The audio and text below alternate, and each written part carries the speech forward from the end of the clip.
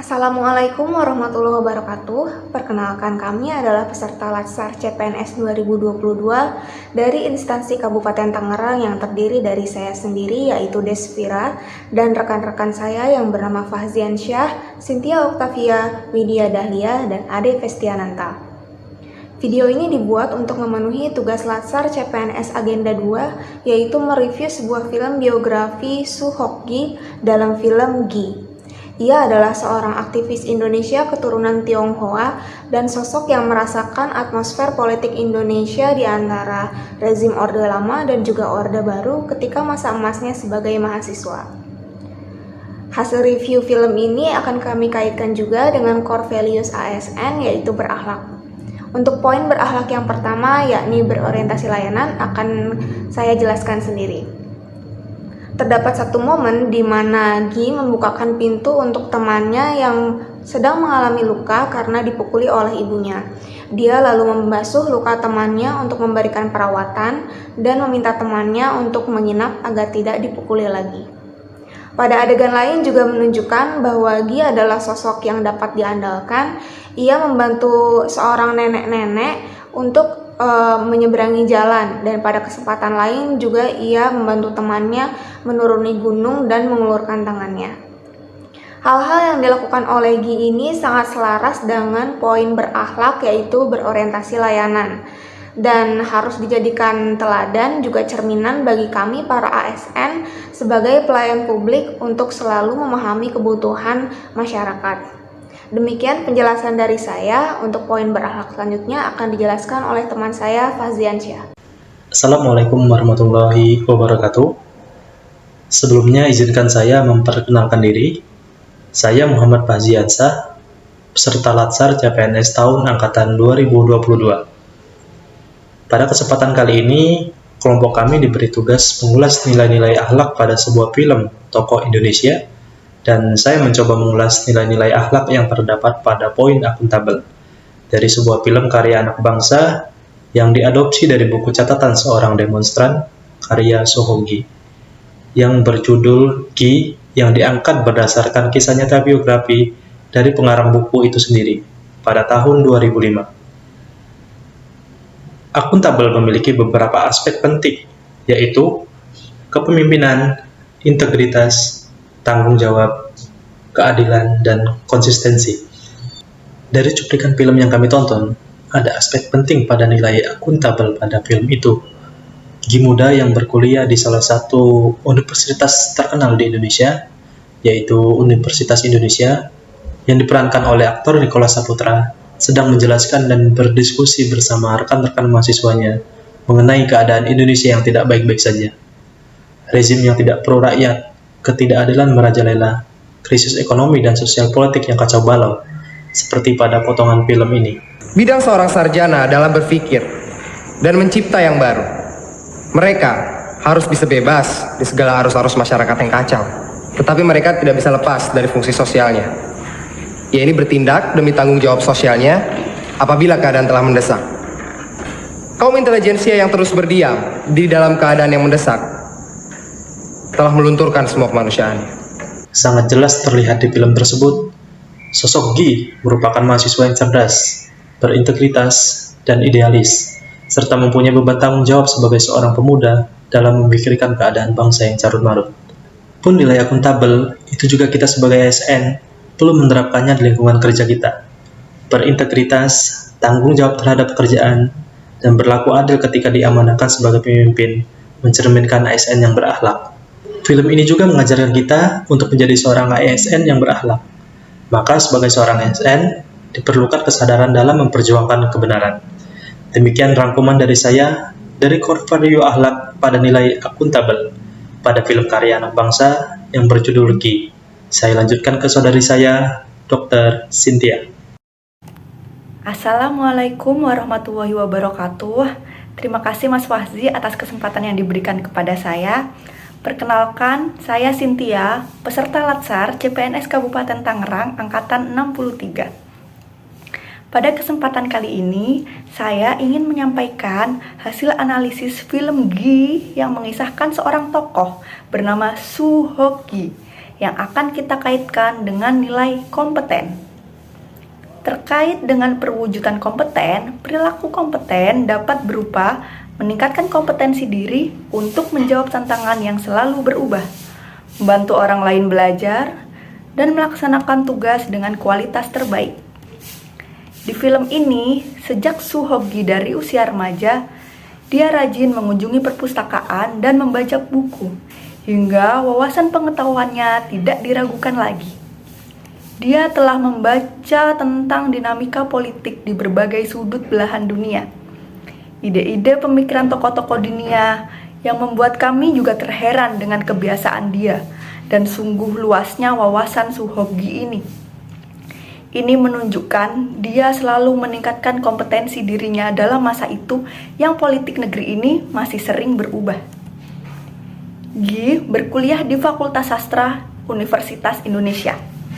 Di sana, ia sering mengadakan forum diskusi bersama teman-temannya, menonton film dan mendiskusikan film itu bersama teman-temannya. Ini merupakan bentuk kompeten dari sosok Gi yang juga membantu orang lain untuk belajar. Hal ini patut kita contoh sebagai ASN yang harus memiliki nilai kompeten pada diri kita dalam menghadapi tantangan lingkungan yang selalu berubah. Mungkin itu saja yang bisa saya sampaikan. Untuk nilai selanjutnya akan disampaikan oleh Mbak Widya. Untuk Mbak Widya, saya persilakan. Assalamualaikum warahmatullahi wabarakatuh. Baik, terima kasih kepada Mbak Cynthia. Perkenalkan, nama saya Widya Dahlia Juwita. Saya peserta Latsar CPNS dari RSUD Kabupaten Tangerang. Kali ini saya akan menjelaskan analisa saya berdasarkan dari poin harmonis dalam diri Soo Ho Gi berdasarkan film biografinya yang berjudul Ji, di mana film ini mengambil latar dari kisah hidup seorang Soo Ho Gi sejak remaja hingga ia meninggal pada usia 26 tahun di Gunung Semeru. Harmonis sendiri memiliki 3 poin, yaitu yang pertama, menghargai setiap orang apapun latar belakangnya. Nilai yang dapat kita ambil dari poin ini adalah sosok Soo Ho Gi, remaja, ia hidup layaknya sebagai seorang remaja pada umumnya. Sering bermain bersama teman-temannya, walaupun ia seorang dari keturunan Tionghoa, tapi ia tidak segan untuk bermain dan bergabung dengan remaja pribumi lainnya. Ia menghargai siapapun, meski kepada orang yang bertentangan kepada dirinya. Hal ini ia lakukan sampai semasa hidupnya, sampai pada adegan ia bertemu dengan teman masa kecilnya. Namun kondisinya mereka ini sudah berbeda pandangan antara Soo Ho Gi dan temannya. Namun ia tetap menjaga hubungan baik dengan temannya tersebut.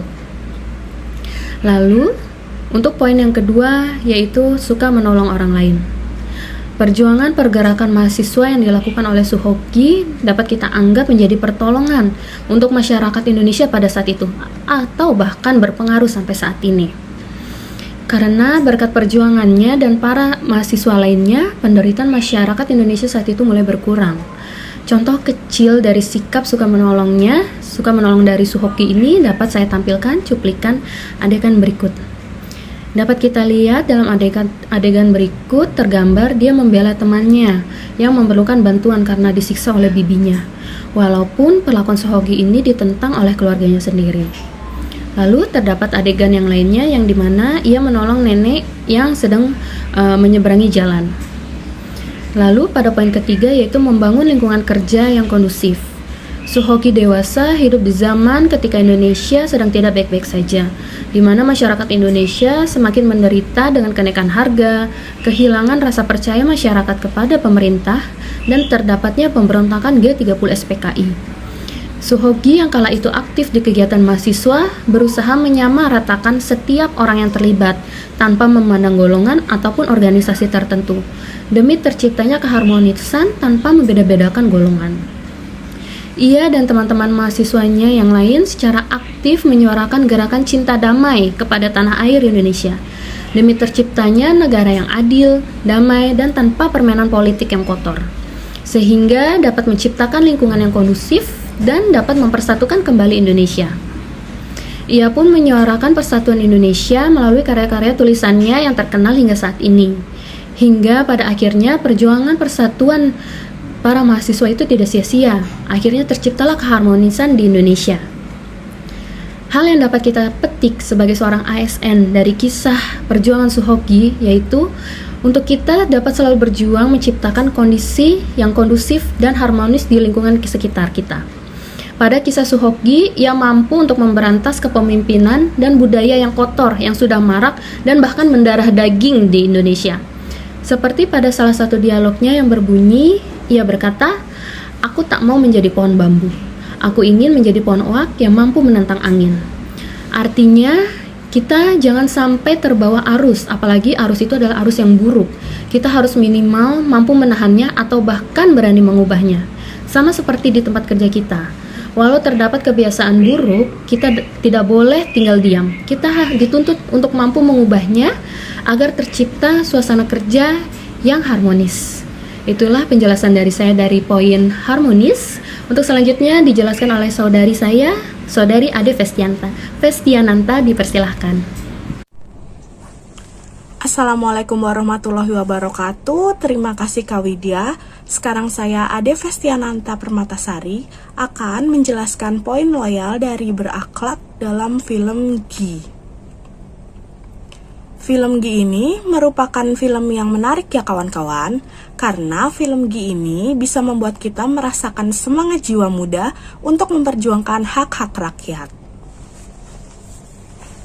Gi mengkritik pemerintah yang tidak sesuai dengan ideologi Pancasila, yang mana seharusnya para pemerintah bertindak bijaksana dan adil, bukannya mempersulit rakyatnya dan hanya memihak kepada suatu kelompok saja. Gi ingin pemerintah bisa menerapkan ideologi Pancasila sebagaimana mestinya.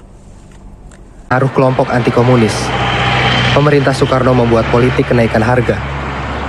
Sasarannya jelas, membuat rakyat panik dan tidak lagi berpikir tentang penumpasan PKI, akan tetapi berpikir tentang perutnya. Dan dalam suasana panik seperti ini, ABRI akan terjepit. Tidak bertindak berarti menimbulkan chaos. Jika bertindak, ABRI akan dimusuhi rakyat. Selanjutnya adalah poin adaptif. Gi menyalurkan aspirasinya lewat karya-karya menulisnya. Walaupun dia itu keturunan Tionghoa yang masih minoritas di Indonesia, tetapi Gi bisa beradaptasi dengan baik dengan warga-warga yang lain. Gi merasa di Indonesia ini perlu ada perubahan karena banyaknya korupsi di pemerintahan Indonesia dan hanya mementingkan keuntungan suatu kelompok saja. Tidak hanya diam seperti kebanyakan orang lain, tetapi Gi terus-menerus menyuarakan perjuangannya lewat tulisan hingga akhir hidupnya demi Indonesia yang bersih dari korupsi. Poin selanjutnya yaitu kolaboratif akan dijelaskan oleh Kak Desvira. Terima kasih. Terima kasih kesempatannya dari rekan saya Ade Festiananta. Poin berakhlak yang terakhir yaitu kolaboratif. Dari cuplikan adegan ini kita bisa melihat bahwa Gi menjadi pembicara untuk mengajak teman-teman mahasiswanya bersinergi untuk berani mempublikasikan seruan dalam keberanian berbicara. Gi juga terbuka untuk bekerja sama dan menerima tawaran untuk berdiskusi dengan Sumitro. Di momen lain juga ditunjukkan bahwa Gi mengadakan review film dan memberikan kesempatan temannya untuk berbicara duluan dalam diskusi tersebut.